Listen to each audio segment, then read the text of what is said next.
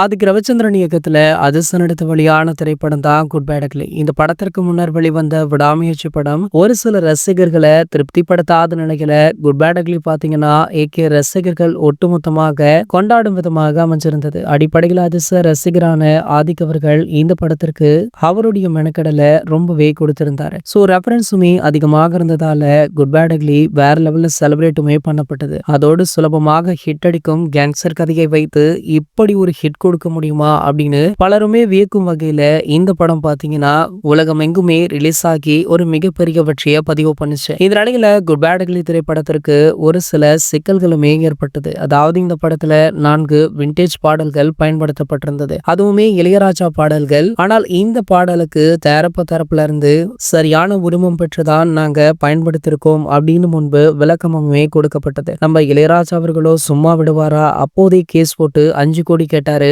ஆனால் தயாரிப்பு தரப்புல இருந்து அதன் பிறகு எந்த ஒரு விளக்கமுமே கொடுக்காததால தற்போது குட் பேட் அக்லி திரைப்படத்தை ஓடிடில இருந்து நேரடியாகவே நீக்கி இருக்காங்களா. சோ இது அனைத்துமே இளையராஜா அவர்களுடைய வேலைதான். ஆகையால தற்போது படக்குழு மட்டுமல்ல, ஒட்டுமொத்த இயக்கிய ரசிகர்களுமே இளையராஜா மீது கடும் கோபத்திலுமே இருக்காங்க. இது ஒரு பக்கம் இருக்க, தற்போது இந்த சம்பவம் பற்றி நடிகை ஷாலினியுமே கொந்தளித்து பேசியிருக்காங்களா. ஆகையால தற்போது இந்த தகவல் சமூக வலைதளங்கள்ல வைரலுமே ஆகிட்டு இருக்கு. இது போன்ற செய்திகளை பற்றி நீங்க உடனே தெரிஞ்சுக்க நம்மளுடைய சேனலை மறக்காம சப்ஸ்கிரைப் பண்ணிக்கோங்க.